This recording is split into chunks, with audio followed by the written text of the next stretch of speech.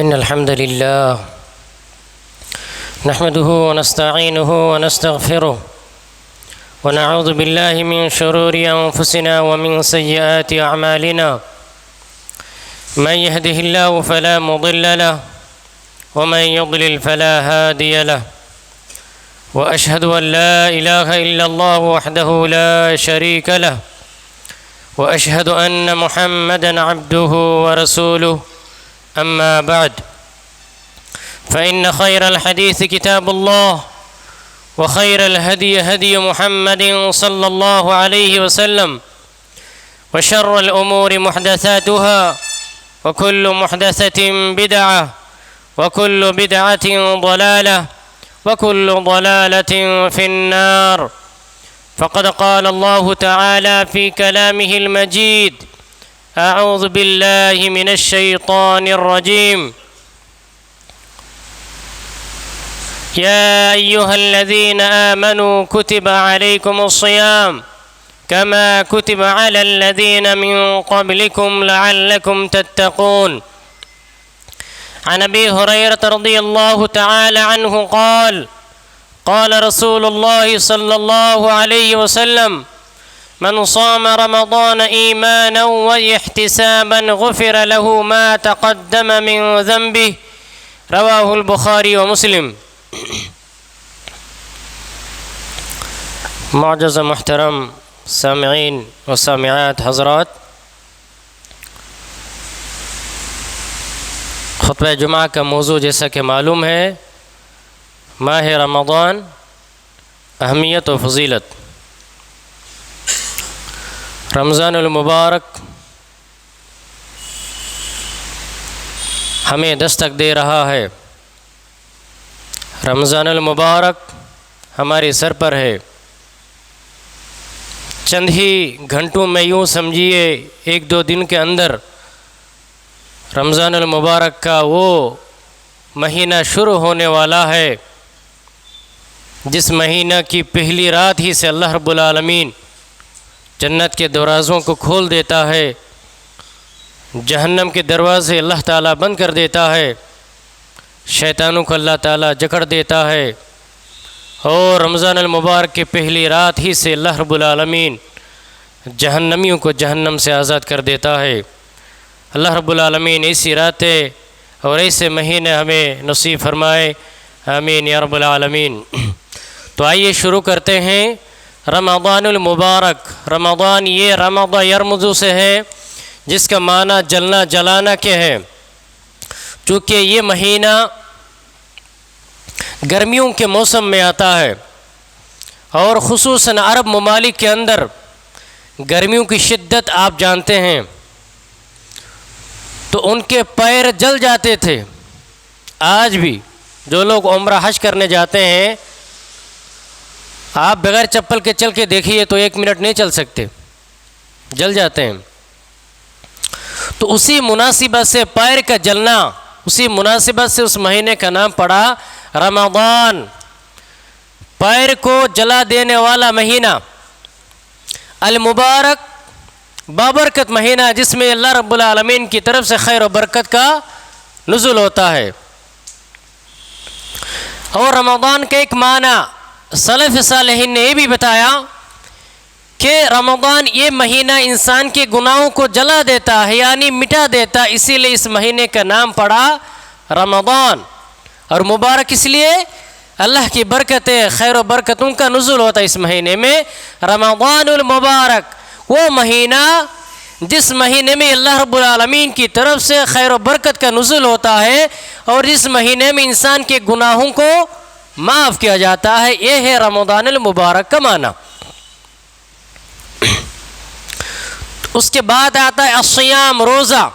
روزہ فرض کیا گیا رمضان المبارک کے مہینے میں۔ کس مہینے میں فرض کیا گیا؟ رمضان المبارک کے مہینے میں الصیام یعنی روزہ فرض کیا گیا۔ الصیام یہ عربی لفظ ہے، اس کا واحد ہے الصوم، جس کا معنی ہے روکنا۔ صیام کی تعریف محدثین، مفسرین، مؤرخین اور سلف صالحین کی نگاہ میں ہے الامساک عن شہوت البطن والفرج من طلوع الشمس الى غروب الشمس مع النیہ. اس کو ذرا دھیان سے سمجھیے. صوم روزہ کس کو کہا جاتا ہے؟ روزہ کا لغوی معنی ڈکشنری میں روکنا. شریعت کی اصطلاح میں روزہ کہا جاتا ہے پیٹ اور شرمگاہ کی شہوت سے اپنے آپ کو روکنا. پیٹ کی شہوت کیا ہے؟ کھانا پینا، یہ اس کی شہوت ہے، اس کی خواہش ہے. شرمگاہ کی خواہش کیا ہے؟ شہوت کیا ہے؟ جمع کرنا. تو کھانا پینا اور جمع سے اپنے آپ کو روکنا. من طلوع الفجر، فجر کے وقت سے لے کر کے، فجر کی اذان یعنی طلوع فجر سے لے کر کے، فجر کے وقت سے لے کر کے الی غروب الشمس، سورج غروب ہونے تک، سورج کے ڈوبنے تک، مع نیہ، نیت کے ساتھ. تو یہ تین چیزیں ہیں، کھانا پینا اور جمع سے اپنے آپ کو روکنا، طلوع فجر سے لے کر کے غروب شمس، سورج کے غروب ہونے تک، نیت کے ساتھ. اگر کوئی شخص روزے کی حالت میں کھاتا ہے، پیتا ہے یا جمع کرتا ہے، اس کا روزہ باطل ہے. اگر کوئی شخص نیت نہیں کرتا ہے، اس کا روزہ بھی باطل ہے. اگر کوئی شخص طلوع فجر کے بعد نیت کرتا ہے، اس کا روزہ بھی باطل. اگر کوئی شخص غروب شمس سے پہلے کھا لیتا، پی لیتا ہے یا افطاری کرتا ہے، اس کا روزہ بھی باطل. یہ ساری چیزوں کا مرکز ہے روزہ.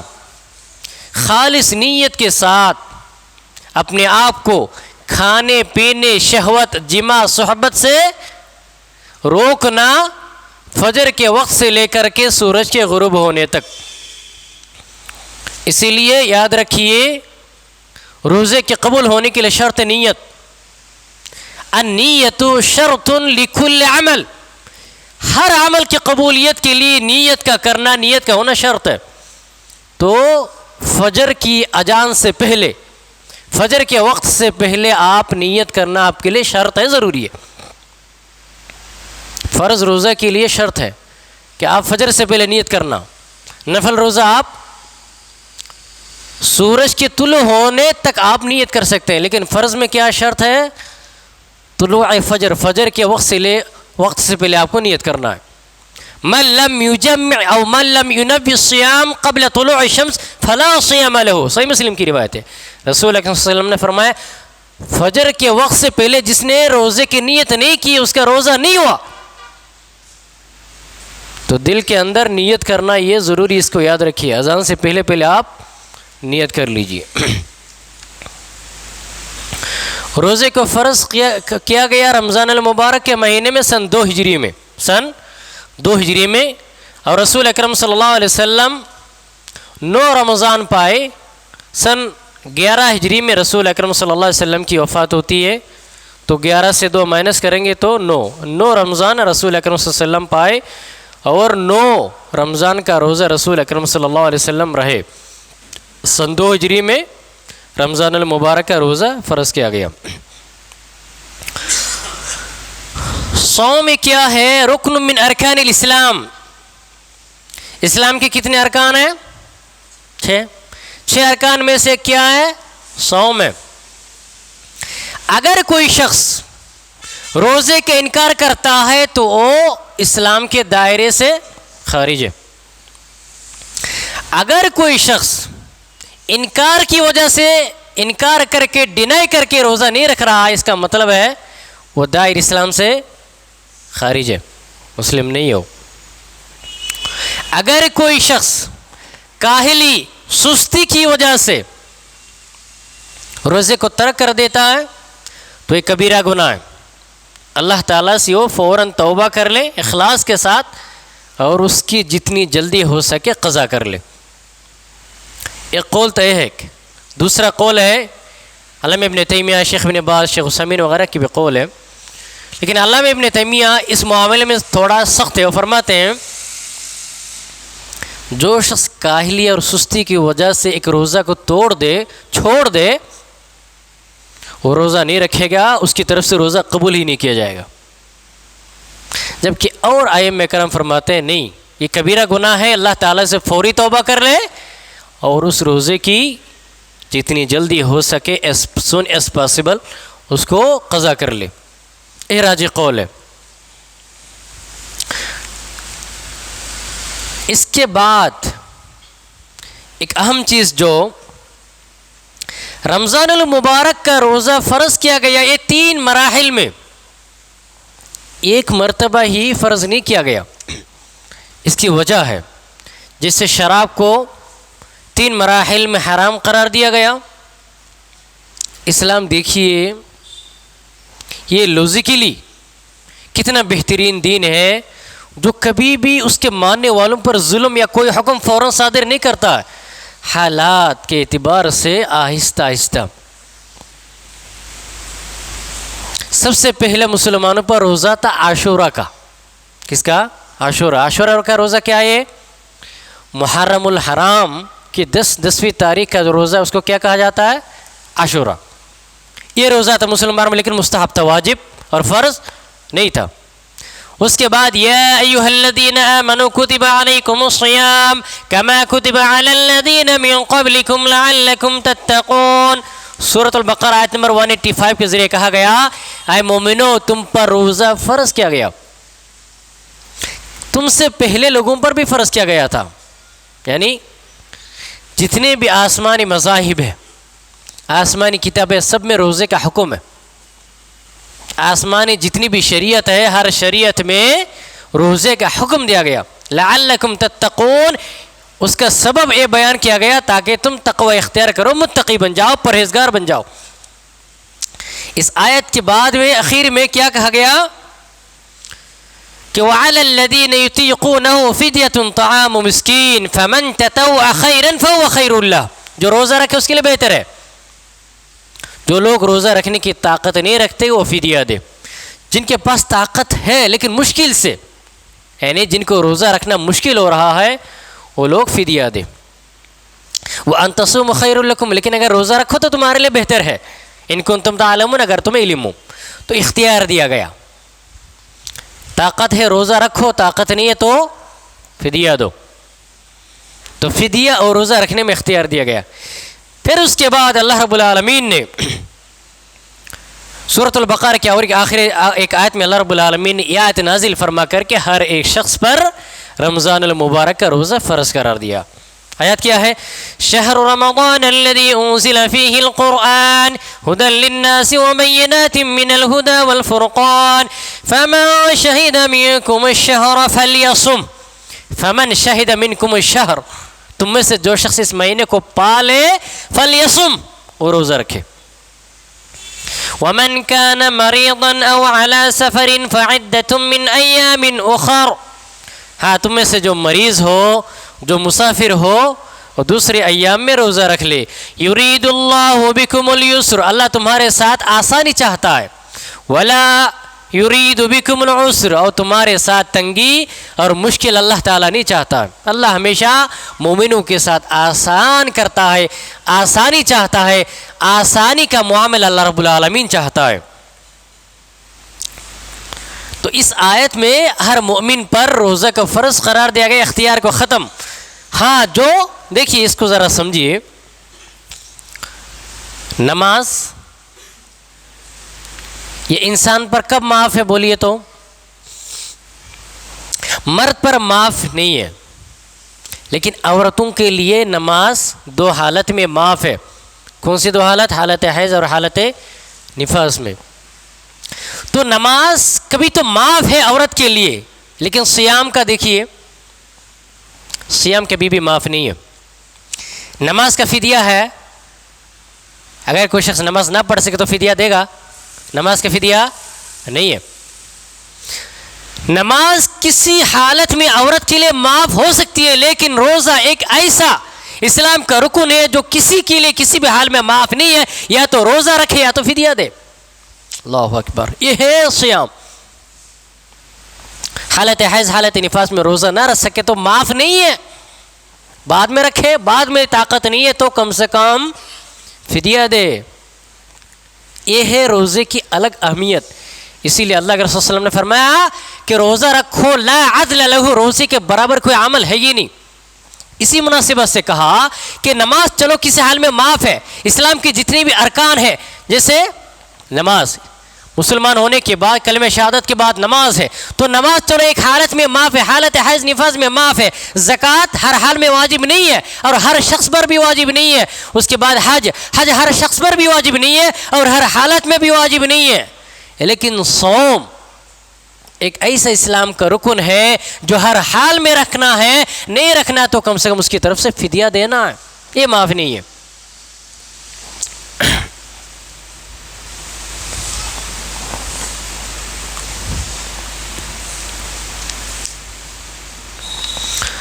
روزہ فرض ہونے کے لیے 5 شرطیں ہیں، اس کو یاد رکھیے۔ سب سے پہلی شرط ان یکون مسلما، مسلمان ہونا ہو۔ روزہ واجب ہونے کے لیے کسی بھی شخص پر 5 شرطیں ہیں۔ پہلی شرط کیا؟ مسلمان ہو۔ اللہ یکون کافرا، کافر پر روزہ فرض نہیں ہے۔ نمبر 2 ان یکون مکلفا، مکلف ہو یعنی بلوغت کو پہنچ چکا ہو، بالغ ہو، بلوغت کے بعد ہی روزہ فرض، اس سے پہلے فرض نہیں ہے۔ لیکن عادت ڈالنا یہ ضروری ہے بچوں کو، جیسا کہ صحابہ کرام کے زمانے میں کیا کرتے تھے، بچوں کو چھوٹے ہی سے بچپن ہی سے روزہ رکھنے کی عادت ڈالتے تھے۔ لیکن فرض کب سے ہے؟ بلوغت کے بعد۔ مرد کے لیے بلوغت کی 3 علامتیں ہیں نا، کیا کیا ہیں؟ بغل، زیر ناف آ جائے، اس کے بال آ جائے، 15 سال ہو یا احتلام ہو، اور عورت کے لیے 4، یہ تینوں کے ساتھ کیا ہے؟ حیض، یہ تو 15 سال اور یہ علامتیں۔ تو نمبر 1 مسلمان ہو، نمبر 2 بالغ ہو، نمبر 3 ان یکون قادرا علی الصوم، روزہ رکھنے پر قادر ہو، قدرت رکھتا ہو۔ اگر قادر نہیں ہے، استطاعت نہیں ہے روزہ رکھنے کی، اتنا دم نہیں ہے کہ روزہ رکھ سکے، تو اس پر روزہ فرض نہیں ہے۔ نمبر 4 ان یکون مقیما، گھر پہ ہو، مقیم ہو یعنی مسافر پر روزہ اس وقت میں فرض نہیں ہے، وہ بعد میں رکھے۔ اور نمبر 5 ان یکون خالیا من الموانع من الحیض والنفاس والحمل والرضاعہ، جو مانع چیز ہے ان سے خالی ہو۔ مانع چیز کیا ہے؟ جیسے حیض ہے، نفاس ہے، حالت رضاعت ہے اور حالت حمل ہے، یہ 4 چیزیں ہیں۔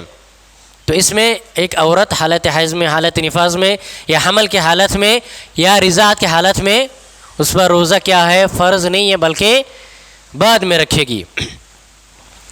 اس چیز کو بھی یہاں سمجھیے، حالت حیض نفاس ختم ہونے کے بعد روزہ رکھنا ضروری ہے۔ وہ عورت کیا کرے جو مدت رضاعت میں ہو، حالت حمل تو 9 مہینہ 1 سال ہے، بعد میں رکھنے کا امکان تو ہے، لیکن حالت رضاعت کا مسئلہ تھوڑا سا ڈیفیکلٹ ہے۔ کس طرح؟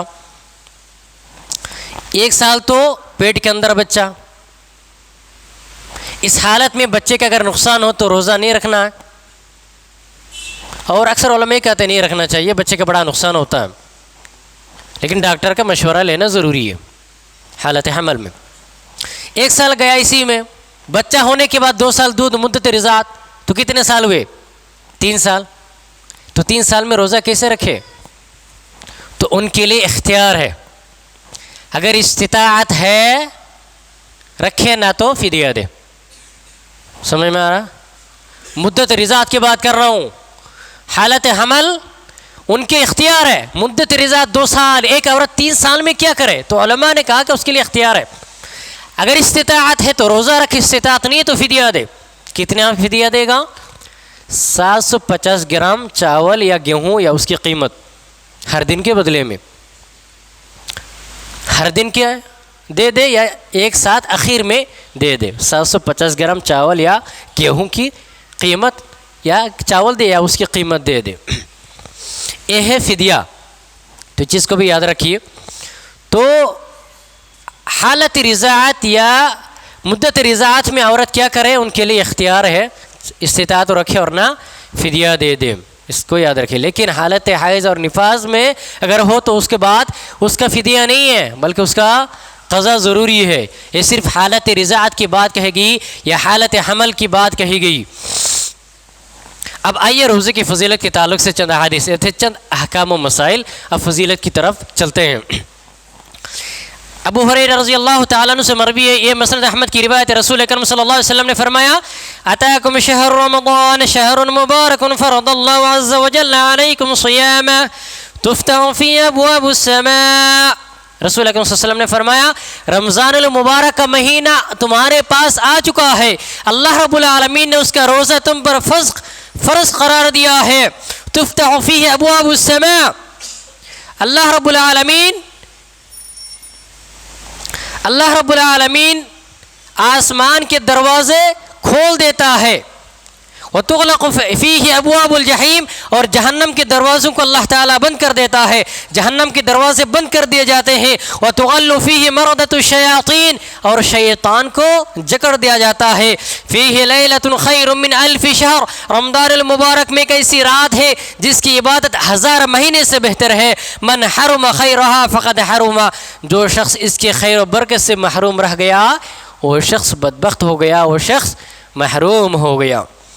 دوسری حدیث ہے ترمذی کی ہے، حدیث کے راوی ابو ہریرہ ہے، رسول اکرم صلی اللہ علیہ وسلم فرماتے ہیں، ترجمہ سنیے، کہ رمضان المبارک کی پہلی رات کو اللہ رب العالمین شیطان کو بند کر دیتا ہے، اور جنات میں جو بڑے بڑے جنات ہیں جو مسلمانوں کو نقصان پہنچاتا ہے اللہ انہیں بھی جکڑ دیتا ہے، جہنم کے دروازوں کو اللہ بند کر دیتا ہے، اور آسمان کے دروازوں کو اللہ خیر و برکت کے لیے کھول دیتا ہے، اور جنت کے دروازے اللہ تعالیٰ کھول دیتا ہے، اور جنت کے دروازے کو رمضان ختم ہونے تک بند نہیں کیا جاتا ہے۔ وَيُنَادِ مُنَاد، اللہ کے ایک پکارنے والا فرشتہ یہ آواز دیتا ہے، یا باغی الخیر، اے خیر تلاش کرنے والے، اے نیکی کرنے والے، خیر و بھلائی کا تلاش کرنے والے، اقبل، آگے بڑھو، آ جاؤ، تمہیں خوش آمدید ہو، رمضان المبارک کا مہینہ آ چکا ہے، آؤ آگے بڑھو، خیر و برکت لے لو، نیک اعمال کرو۔ وَيَا بَاغِيَ الشَّرِّ، اے برائی کرنے والے، اے گناہوں میں ملوث رہنے والے، یاد رکھو اقصیر، رک جاؤ، اے گناہ کرنے والے، گناہ میں ملوث رہنے والے رک جاؤ، اپنے گناہوں کو بند کر دو، اپنے اعمال کو ٹھیک کر لو، رمضان المبارک کا مہینہ شروع ہو چکا ہے، لہذا رک جاؤ۔ وَلِلَّهِ يُتَقَاءُ مِنَ النَّارِ، اور اللہ رب العالمین رمضان المبارک کی ہر رات کو جہنمی کو جہنم سے آزاد کر دیتا ہے۔ اللہ اکبر۔ ابو ہریرہ رضی اللہ تعالیٰ عنہ سے مروی ہے، بخاری مسلم کی روایت ہے، رسول اکرم صلی اللہ علیہ وسلم نے ارشاد فرمایا من صام رمضان ایمانا واحتسابا غفر له ما تقدم من ذنبه، جس شخص نے ایمان کے ساتھ ثواب کی نیت سے رمضان المبارک کا روزہ رکھا، اللہ رب العالمین اس کے ما قبل صغیرہ گناہوں کو معاف کر دیتا ہے۔ دو شرط، ایک شرط کیا؟ ایمان کے ساتھ، یہ ایمان ہونا کہ رمضان المبارک کا روزہ ہم پر فرض ہے، یہ ایمان رکھنا، اس ایمان کے ساتھ پھر ثواب کی نیت سے، لوگ رکھ رہے ہیں، سب رکھ رہے ہیں، ہم رکھ رہے نہیں، ثواب کی نیت سے اللہ کی رضا مندی کے لیے کہ اللہ راضی ہو جائے، اللہ خوش ہو جائے، اللہ کی رضا مندی کے لیے ثواب کی نیت سے جو روزہ رکھے گا اللہ تعالیٰ اس کے ما قبل صغیرہ گناہوں کو معاف کر دے گا۔ کبیرہ گناہ کے لیے شرط کیا ہے؟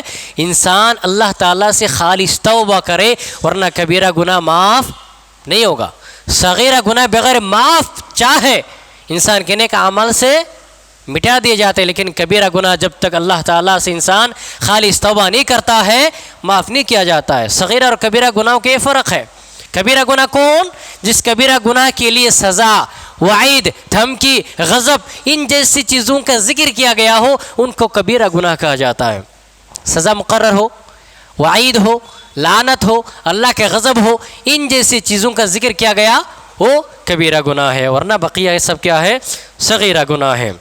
اور رمضان المبارک کے مہینے میں تراویح قیام رمضان کی ایک بڑی فضیلت بیان کی گئی ہے۔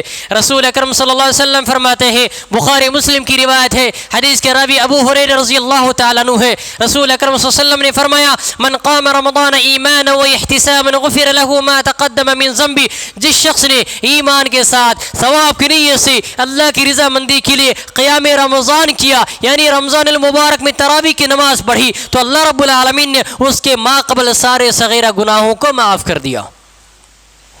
ترمذی کی روایت رسول اکرم صلی اللہ علیہ وسلم فرماتے ہیں جو شخص امام کے ساتھ قیام رمضان کرتا ہے یعنی تراویح کی نماز پڑھتا ہے کتب لہ قیام لیلہ رات بھر تہجد نماز پڑھنے کا ثواب اس کو دیا جاتا ہے۔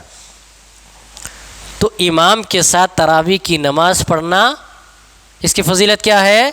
رات بھر تہجد کی نماز پڑھنے کے برابر ہے۔ تو گویا کہ تراویح کے بعد تہجد نماز نہیں ہے، تراویح ہی تہجد ایک ہی نماز ہے۔ تو اس کی دو فضیلت ہے، ایک فضیلت کیا ہے؟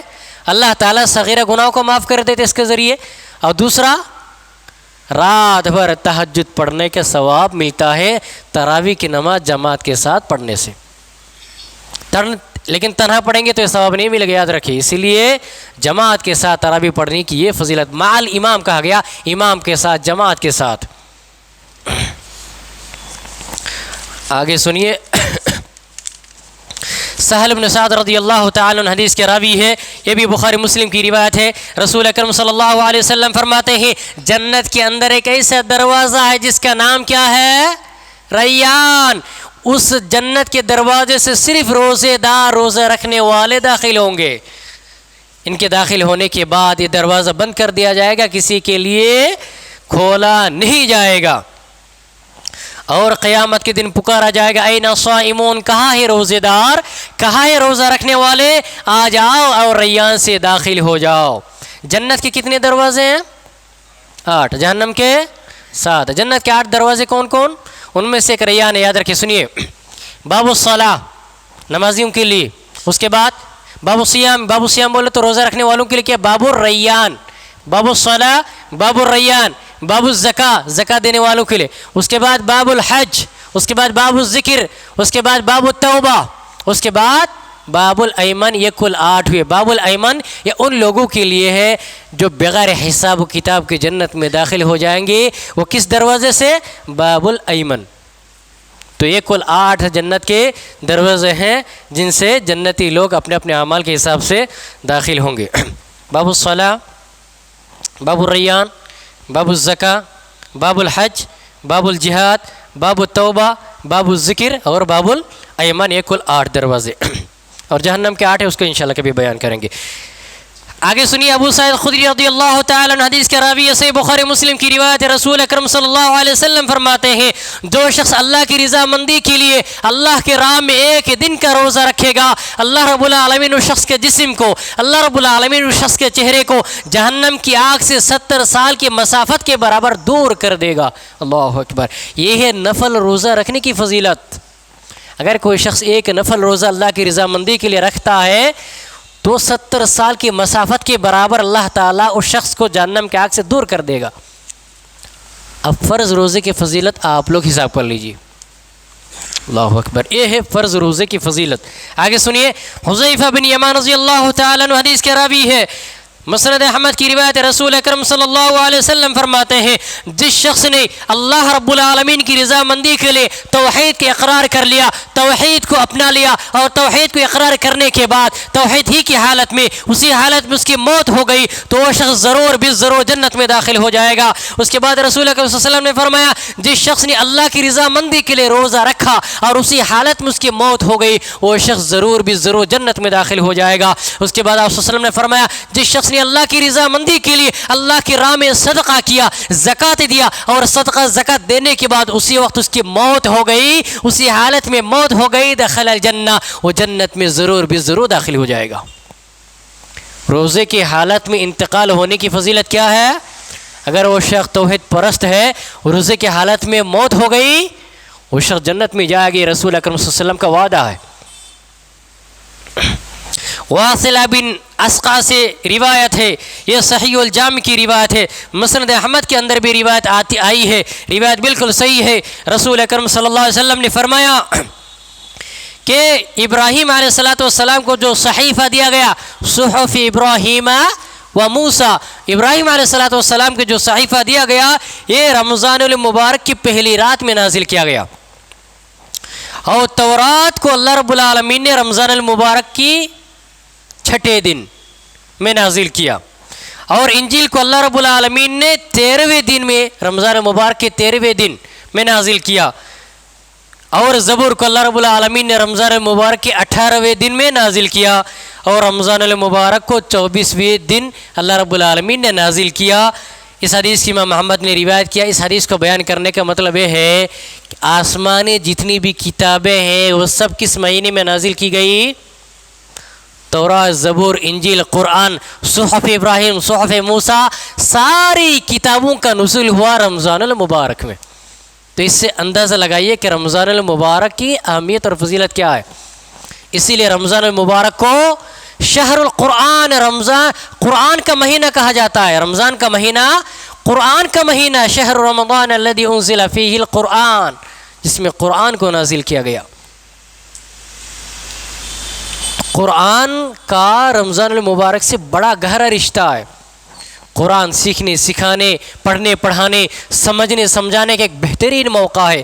آگے حدیث سنیے، عبداللہ بن عمر بن عاص رضی اللہ تعالیٰ عنہ سے مروی ہے، مسند احمد کی روایت ہے، رسول اکرم صلی اللہ علیہ وسلم فرماتے ہیں کہ صیام اور قرآن یہ بندے کے حق میں قیامت کے دن سفارش کرے گا۔ صیام اللہ سے کہے گا بار الہ میں نے اس شخص کو کھانے پینے شہوت سے دور رکھا تھا، تیری رضا کے لیے بار الہ میرے خاطر اس نے شہوت سے، کھانے پینے سے اپنے آپ کو، اپنے نفس کو دور رکھا، بار الہ اس شخص کو معاف کر دے، اس شخص کو جنت میں داخل کر دے۔ اور قرآن کہے گا بار الہ اس شخص کو میں نے سونے نہیں دیا، یہ شخص رات جاگ جاگ کر کے میری تلاوت کیا کرتا تھا، بار الہ اس شخص کو معاف کر دے، بار الہ اس کو جنت میں داخل کر دے۔ رسول اکرم صلی اللہ علیہ وسلم فرماتے ہیں فیشفعان، قرآن کریم کی شفاعت اور رمضان کے روزے کی شفاعت، صیام کی شفاعت اللہ قبول کر کے ان دونوں کو جنت میں داخل کر دے گا۔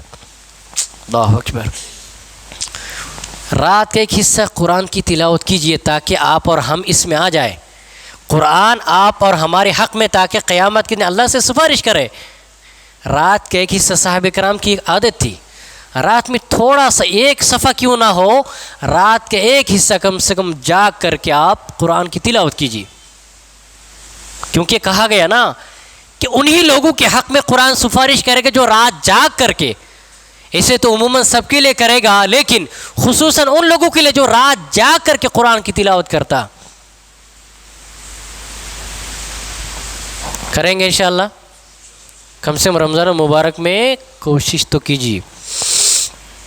اس کے بعد آگے سنیے، ابو ہریرہ رضی اللہ تعالیٰ عنہ سے مروی ہے، یہ حدیث صحیح بخاری کے اندر موجود ہے، رسول اکرم صلی اللہ علیہ وسلم ارشاد فرماتے ہیں کہ اللہ رب العالمین نے فرمایا، یعنی حدیث قدسی ہے کہ ہر عمل جو بندہ کرتا ہے یہ اس کے لیے ہے، لیکن صرف اور صرف روزہ جو بندہ میرے لیے کرتا ہے یہ میرا ہے، میں ہی اس کا بدلہ دوں گا، اور میں نے اس کی جزا اور اس کا بدلہ کسی کو بیان نہیں کیا، اس کے لیے میں خاص بدلہ میں اس کو دوں گا۔ اور اللہ کے رسول صلی اللہ علیہ وسلم نے آگے فرمایا الصیام جنۃ، روزہ بندے کے حق میں ڈھال ہوگا، الصیام جنۃ من النار کجنۃ احدکم من القتال، روزہ انسان کے لیے میدان محشر میں ڈھال بن کر کے کھڑا ہوگا اور جہنم کی آگ سے اسے بچائے گا جس طرح ڈھال انسان کو میدان جنگ میں جان کو بچاتا ہے، اسی طرح یہ روزہ انسان کو جہنم کی آگ سے بچانے کے لیے ڈھال بن کر کے کھڑا ہو جائے گا، ڈھال بن جائے گا۔ آپ صلی اللہ علیہ وسلم نے فرمایا کہ فَإِذَا كَانَ يَوْمِ صَوْمٍ أَحَدِكُمْ فَلَا يَرْفُثْ وَلَا يَصْخَبْ فَإِنْ سَابَّهُ أَحَدٌ فَلْيَقُلْ إِنِّي صَائِمٌ۔ لہذا یاد رکھو جب بھی تم میں سے کوئی شخص روزہ رکھے گالی نہ دے، برا بھلا نہ کہیں، لڑائی جھگڑا نہ کرے، بدسلوکی سے پیش نہ آئے۔ کوئی اگر شخص اسے گالی دے، برا بھلا کہے، غصہ کرے، لڑے جھگڑا کرے، مارے، بدسلوکی سے پیش آئے تو فوراً اسے کیا کہے انی صائم، میں روزے سے ہوں، میں تم سے جھگڑا نہیں کر سکتا، میں تمہیں برا بھلا نہیں کر سکتا۔ کتنا بہترین تعلیم اس کے اندر دیا گیا ہے۔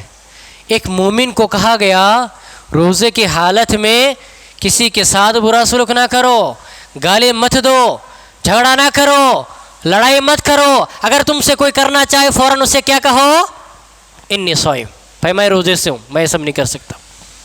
اگر یہی تعلیم، یہی تربیت انسان کی زندگی میں ہمیشہ کے لیے لاگو کر دیا جائے تو ہمارے جھگڑے فتنے فسادات سب ختم ہو جائے. یہ رمضان المبارک کی تربیت ہے. لہذا حالت الصیام میں ان سارے چیزوں سے ہمیں دور رہنا چاہیے.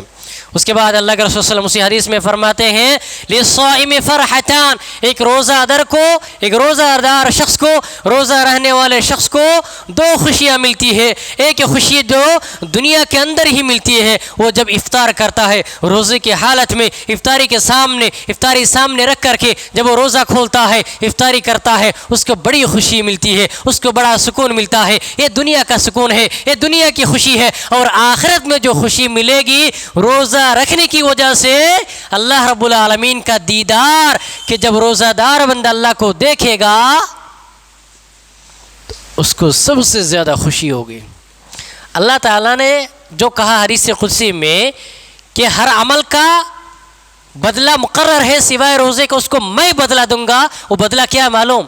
یہ حدیث کے آخر میں بتلایا گیا اللہ کی رؤیت، اللہ کا دیدار.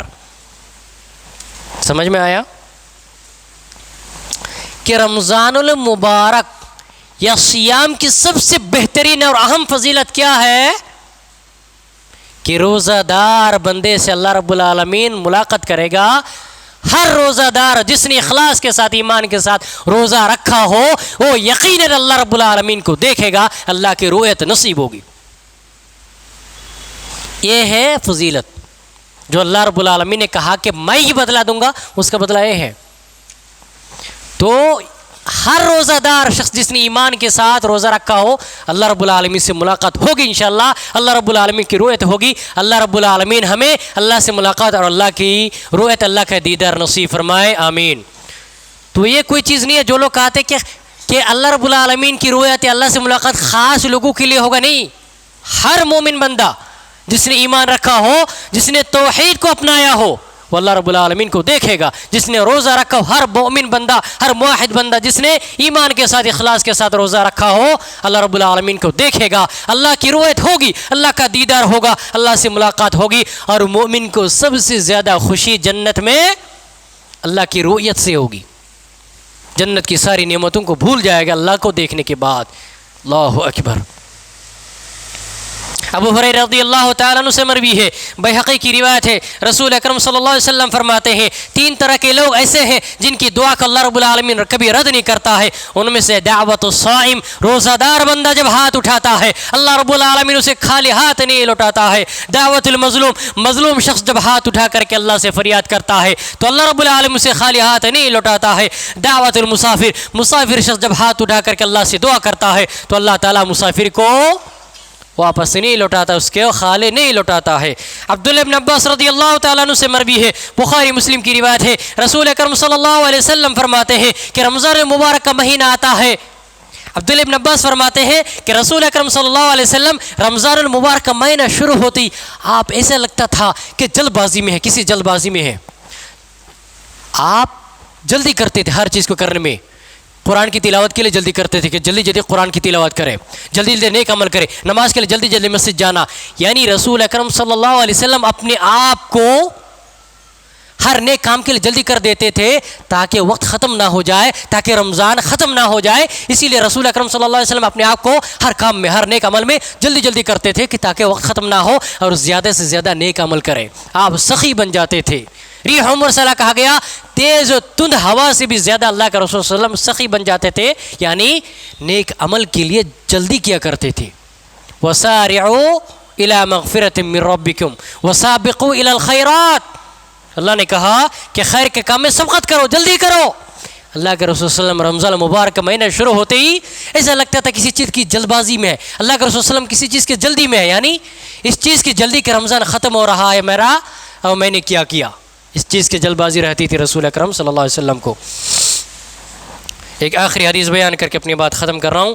رسول اکرم صلی اللہ علیہ وسلم نے فرمایا کہ جس شخص نے کسی روزے دار کو افطار کرایا تو روزہ رکھنے کے برابر اس کو ثواب ملے گا، لیکن کسی کے ثواب میں کسی کو کوئی کمی نہیں ہوگی. تو رمضان المبارک کے مہینے میں ایک بہترین موقع ہے ایک دوسرے کی افطار کرانے کا. اور اسی طرح سے بخاری مسلم کے اندر بھی آتا ہے کہ رمضان المبارک کے مہینے میں عمرہ کرنے کا ایک بہترین موقع ہے.